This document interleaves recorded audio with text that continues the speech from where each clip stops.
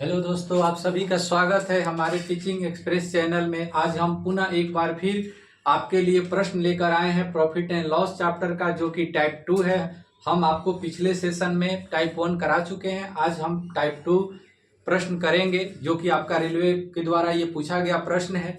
चलते हैं हम प्रश्न पे। प्रश्न टाइप 2 हमारा क्या कह रहा है कि एक दुकानदार को एक वस्तु 360 रुपए में बेचने पर 10% की हानि होती है, तो उसे 30% लाभ प्राप्त करने के लिए उस वस्तु का विक्रय मूल्य क्या रखना चाहिए। देखिए, कह रहा है कि एक दुकानदार को एक वस्तु 360 रुपए में बेचने पर 10% की हानि होता है। इसका मतलब है कि 10% की हानि पर दुकानदार जो है उस वस्तु को 360 रुपए में बेच देता है। तो 10% हानि का मतलब क्या हो जाएगा, 90। और 10% हानि पर कितने रुपए में बेच देता है, 360। तो हम 90 बराबर क्या लिख लेंगे, 360। अब कह रहा है कि तो उसे 30% लाभ प्राप्त करने के लिए उस वस्तु का विक्रय मूल्य क्या रखना चाहिए। तो 30% लाभ का मतलब क्या हो जाएगा, 130। 100 में हम 30 प्लस कर देंगे, यानी 130 बराबर आप सोल्व कर लीजिए। 360 बटा हो जाएगा ये 90 इंटू 130। अब कटा दीजिए, एक जीरो से कट जाएगा, 9 चौके 36। आप गुना कर लीजिए 130 में 4 से, 3 चौके 52, यानी 520 रुपया। देखेंगे कौन से ऑप्शन में है, ऑप्शन सी। ठीक है, चलिए सेकंड प्रश्न करते हैं हम। कह रहा है कि 1,20,000 रुपए में एक कार बेचने पर डेबिट को 20% का लाभ प्राप्त होता है। यदि वह इसे 30% लाभ पर बेचता है तो कार का विक्रय मूल्य क्या होगा। देखिए, इसमें भी क्या कह रहा है कि 1,20,000 रुपए में कार बेचने पर डेबिट को 20% का लाभ प्राप्त होता है। मतलब यह है कि 20% के लाभ पर वो कार को 1,20,000 रुपए में क्या करता है, बेच देता है। तो चलिए 20% लाभ, 20% लाभ का मतलब क्या हो जाएगा, 120। 120 बराबर हम क्या लिख लेंगे, 1,20,000। 1,20,000। अब कह रहा है कि यदि वह इसे 30% लाभ पर बेचता है तो कार का विक्रय मूल्य क्या होगा। तो 30% लाभ का मतलब हम 130 पे निकाल लीजिए। अब आप 1,00,000 यहाँ पे 20,000, 1,20,000 कर लिख देंगे, और ये 120 कहाँ आ जाएगा, बटा आ जाएगा, और गुना 130 आप कर लीजिए। आप एक जीरो से एक जीरो कटा दीजिए, 12 से कटा दीजिए, ये 1,000।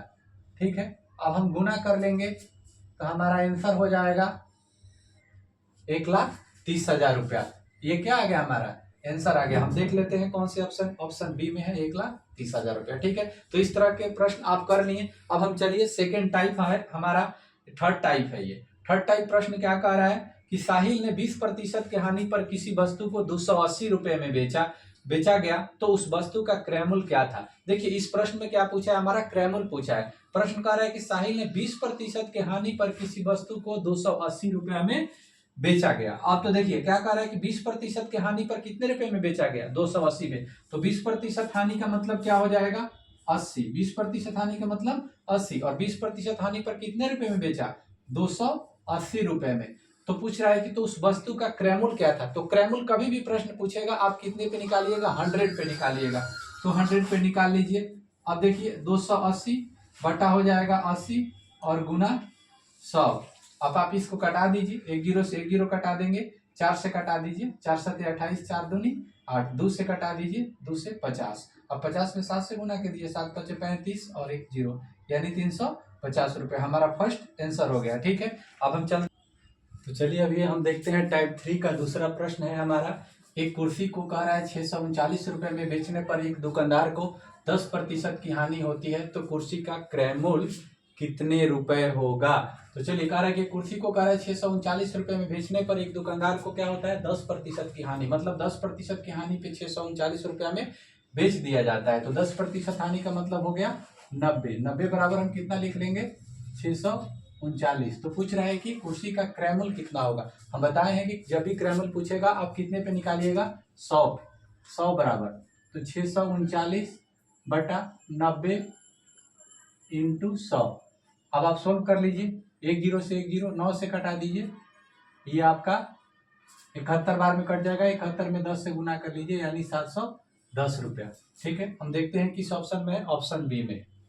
ठीक है, अब देखिए ये अगला प्रश्न क्या है। इसमें हमारा क्या पूछा है, वस्तु का विक्रय मूल्य। इसमें क्रय मूल्य पूछा हुआ था, लेकिन इसमें क्या है, थोड़ा सा डिफरेंट है। तो वस्तु का विक्रय मूल्य क्या था, कह रहा है जैसे कि एक व्यक्ति ने कोई वस्तु 1500 रुपए में खरीदी, यहाँ पे क्रय मूल्य दिया हुआ है, और उसे 12% लाभ पर बेच दिया तो वस्तु का विक्रय मूल्य क्या था। तो इस बार हमारा क्रय मूल्य दिया हुआ है, तो हम आपको बताए हैं कि कभी भी क्रय मूल्य को आप 100 से बराबर कीजिएगा, 100 से इक्वल कीजिएगा। जैसे कह रहे हैं कि एक व्यक्ति ने कोई वस्तु 1500 रुपए में खरीदी, यानी क्रय मूल्य दिया हुआ है, तो हम 100 बराबर 15 लिख लेंगे। क्या लिखेंगे? 100 बराबर 1500 लिख लेंगे। क्या लिखेंगे? सॉरी, 1500 लिख लेंगे। 100 बराबर 1500 लिख लेंगे। तो पूछ रहा है कि उसे 12% लाभ पर बेच दिया है तो वस्तु का विक्रय मूल्य क्या होगा। तो 12% लाभ पर क्या हो जाएगा? 100 + 12 यानी 112। 112 पे निकाल लेंगे, यानी 1500 बटा 100 इंटू 112। अब आप 2 जीरो से 2 जीरो काट दीजिए। अब आपका क्या होगा? 15 में 112 से गुना कर देंगे, हमारा आंसर क्या आ जाएगा? 1680 रुपया। देखिए किस ऑप्शन में है? ऑप्शन नंबर ए में है। तो इस तरह से देखिए हम इस प्रश्न को आसानी से कर पाए। आप भी इस तरह से इस प्रकार के प्रश्नों को सोल्व कीजिएगा। तो आप हमें बताइए कि इस तरह हमारा जो सेशन है आपको कैसा लगा। अगर आप हमारे साथ जुड़े रहिए इस तरह के प्रश्न को करने के लिए। अगर हमारा सेशन आपको अच्छा लगा तो आप लाइक कीजिए, सब्सक्राइब कीजिए और हमसे जुड़े रहिए। Thank you, all the best.